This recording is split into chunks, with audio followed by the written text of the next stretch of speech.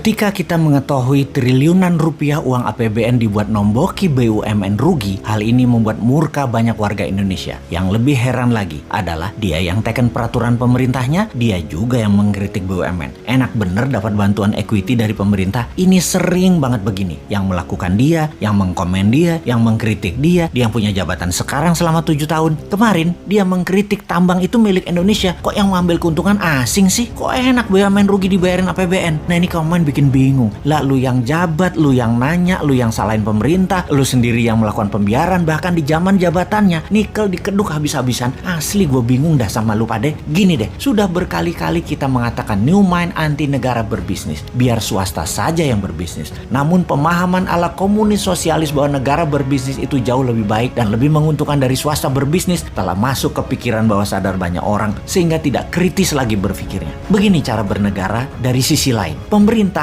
adalah regulator. Ngerti? Regulator, wasit pelaksana aturan dan pembuat aturan yang memudahkan anak bangsa berkarya. Berkarya secara maksimum, mengurangi atau menahan asing berkuasa, mendistribusikan kekayaan kepada rakyat, membuat rakyat sehat, sejahtera, dan berpendidikan, serta memberikan peluang yang sama pada setiap anak bangsa. Negara memajaki jasa mereka yang telah negara permudah berusaha tadi sehingga mendapatkan keuntungan yang banyak. Di sisi positif lainnya, pengusaha bisa membuka lapangan pekerjaan. Ingat, lapangan pekerjaan itu yang membuka swasta, bukan pemerintah. Ingat ya, bukan negara yang membuka lapangan kerja, tapi aturan dan kebijakan pemerintah yang bijaklah yang membuat lapangan kerja tadi lebih banyak. Negara jadi kaya bukan karena negara berbisnis, tapi rakyat dibuatkan peluang yang fair, yang sama, sehingga yang pinter, yang rajin, yang hemat, yang santun, yang sukses. Bukan yang jabat, yang korupsi, yang memanfaatkan jabatan, yang kaya. Atau bukan pengusaha yang main dengan pejabatnya yang nambah kaya karena merubah peraturan. Sama, politikus adalah pengawal pemerintah, membuat undang-undang yang melincahkan pemerintah untuk membantu rakyat. Yang terakhir, fungsi kontrol serta administrasi pemerintah saat ini acak kadut. Sudah 7 presiden tidak rapih, lemah, dan banyak bolongnya. Ditambah PNS yang one prestasi, yang tidak taat, yang nakal, tidak bisa dipecat. Itu aja urusan pemerintah dan politikusnya. Jangan berbisnis. Bisnis dan usaha itu ranah swasta, ranah rakyat yang tidak memiliki jabatan. Jadi kembali ke BUMN, bahwa jika apple to apple membandingkan bisnis pasar bebas, BUMN sudah keok sejak dulu. BUMN itu dilindungi peraturan dan diberikan banyak kemudahan, tapi tetap nggak jalan dengan bagus. Ya, memang nggak bisa berbisnis, tidak humble si pejabatnya. Rakyat jadi pasarnya BUMN, modalnya dari pajak rakyat. Keuntungannya terbanyak hanya untuk segelintir orang pejabat dan komisarisnya saja. Jadi ketika diumumkan salah satu BUMN rugi 90 triliun dan akan menjual 6 ruas jalan tol, banyak yang tidak peduli juga masyarakat dengan info seperti ini. Juga banyak juga yang tidak mengerti kenapa rugi, padahal masuk tol kita semua bayar. Banyak yang heran. Tetapi kalau swasta, sungguh perusahaan BUMN itu sudah pilot dari dulu-dulu. Tapi kalau BUMN di bailout pakai APBN, pakai pajak rakyat, ya bubar.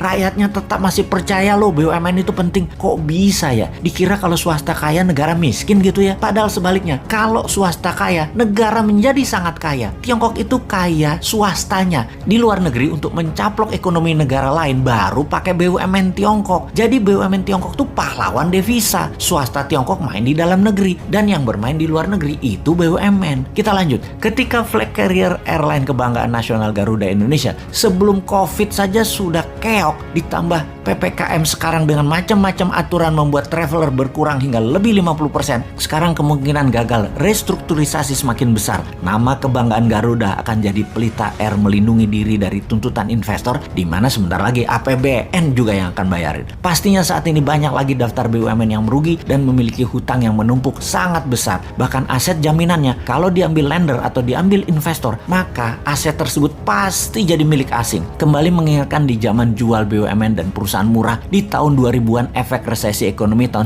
97-98 yang dijual murah di zaman Bu Mega. Sungguh kayaknya bakal tergadai lagi nih aset negara lewat BUMN yang salah kelola. Enggak ding, ternyata pilihannya adalah dibayari pakai APBN. Walaupun rugi dan terbukti jajarannya nggak bisa kerja, tenang, ada pajak yang galak buat membayari apapun perbuatan orang yang di atas walaupun goblok.